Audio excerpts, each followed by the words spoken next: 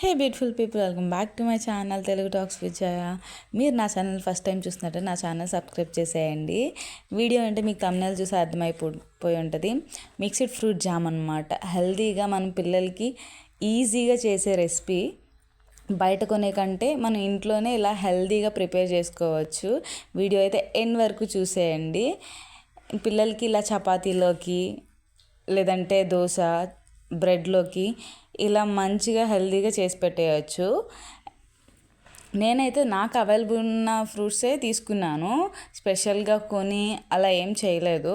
మన దగ్గర ఏవైతే అవైలబుల్ ఉన్నాయో వాటితోనే మనం మంచిగా హెల్తీగా పిల్లలకి చేసి పెట్టవచ్చు. బయట చేసే జామ్స్ కంటే నేనైతే దానికోసం పపాయ తీసుకున్నాను అండ్ అలాగే మల్బెర్రీస్ తీసుకున్నాను.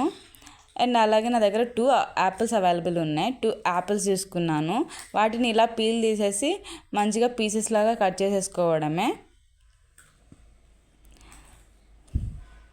ఇలా మంచిగా కట్ చేసేసుకున్నాక నా దగ్గర ఇంకా 1 ఆరెంజ్ అవైలబుల్ ఉంది. ఆ 1 ఆరెంజ్ కూడా ఇలా తొనలు తీసేసి దాంట్లో ఉన్న సీడ్స్ కూడా తీసేసుకోవాలి.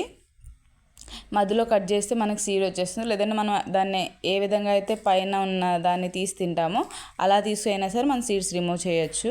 అలాగే బాగా పండిన గోవాస్ ఉన్నాయి, జామ పండ్లు, అవి కూడా తీసుకున్నాను. దాంట్లో సీడ్స్ కొంచెం గట్టిగా ఉంటాయి కాబట్టి ఆ సీడ్స్ అయితే తీసేసి పైన ఉన్న దాన్ని స్కిన్ మాత్రం నేను తీసుకున్నాను. అండ్ అలాగే మనం దగ్గర అవైలబుల్ ఉన్న అన్నీ తీసేసుకొని అలా కట్ చేసుకొని మంచిగా ప్లేట్లోకి షిఫ్ట్ చేసుకున్నాను. అలాగే నేను చూపించాను కదా బీట్రూట్ కూడా హాఫ్ తీసుకున్నాను. మంచి కలర్ వస్తుంది అని చెప్పేసి అది కూడా హెల్తీ కాబట్టి అది కూడా తీసుకున్నాను. అండ్ అలాగే నేను బనానా కూడా యాడ్ చేశాను. మీకు నేను కట్ చేసిన వీడియో మిస్ అయింది, ఇంకా అది పెట్టలేదన్నమాట. బనానా కూడా తీసుకున్నాను, తర్వాత యాడ్ చేశాను. అండ్ వాటన్నిటి మనం కట్ చేసుకున్న ఫ్రూట్స్ అన్నీ మనం ఏ బౌల్లో అయితే మనం జామ్ చేయాలి అనుకుంటున్నామో దాంట్లోకి షిఫ్ట్ చేసేసుకోవాలి. ఇలా ఈ ఫ్రూట్స్ అన్నీ ఒక ప్లేట్లో ఉన్నాయి కదా, అన్నీ ఒక దాంట్లో వేసేసుకున్నా. అలాగే మల్బెర్రీస్ మంచిగా వాష్ చేసుకొని పెట్టుకున్నా కదా, ఇంకా అవి కూడా వేసేసుకుంటున్నాను. యాక్చువల్లీ ఎప్పుడు మల్బెర్రీ జామే చేస్తాను. ఇంకా కొన్ని ఫ్రూట్స్ అవైలబుల్ ఉన్నాయి కాబట్టి నేను వాటితో కూడా మిక్స్డ్ ఫ్రూట్ జామ్ చేసేయచ్చు అని చెప్పేసి ఇలా చేసేస్తున్నాను అనమాట హవీలా. అండ్ దాంట్లోకి స్టవ్ పైన పెట్టేసుకున్నాక స్టవ్ ఆన్ చేసి స్పటిగా తీసుకున్నాను. నేను ముందుగానే దాన్ని స్మాష్ చేసి ఉంచుకున్నాను. మిక్సీలో అయితే అస్సలు వేయద్దు స్పటిగానే, ఎందుకంటే మిక్సీ జార్ పాడైపోతుంది. ఇలా పెద్దగా ఉంటుందన్నమాట స్పటిగా అనేది మనకు అవైలబుల్ ఉంటే దాన్ని మనం ఏదైనా దాంతో చితక్కొట్టాలి, ఇలా పౌడర్ లాగా చేసుకోవాలి.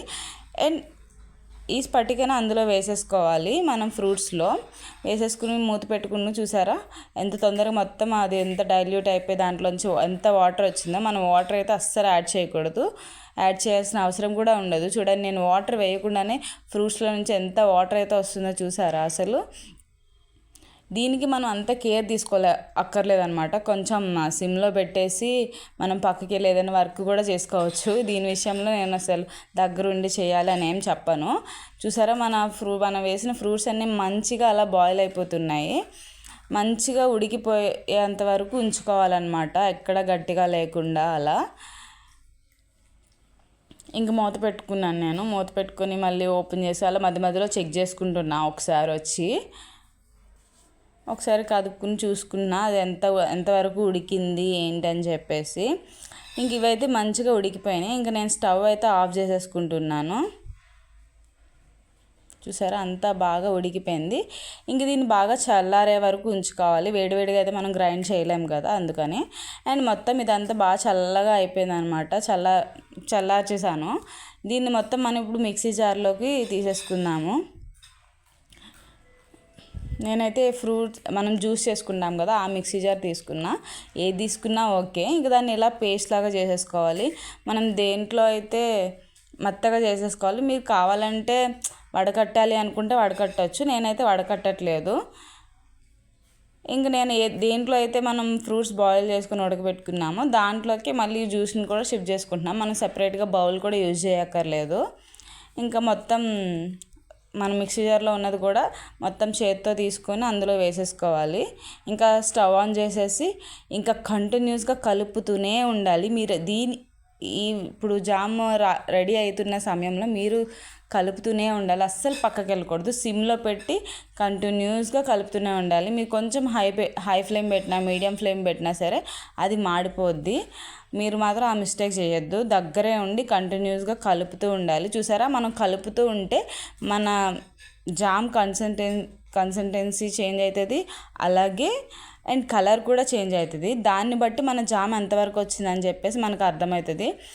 ఇంకా చూసారా, ఇదిగోండి ఇట్లా అయితే మనం కలుపుతూ ఉంటే కానీ కొంచెం టైట్ అయింది అది జామ్ అనేది.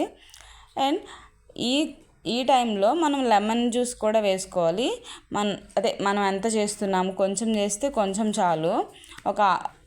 నేను మొత్తం దానికి ఒక హాఫ్ లెమన్ వేసాను అనమాట. ఇంకా అది వేసుకొని కంటిన్యూస్గా కలుపుతూనే ఉండాలి.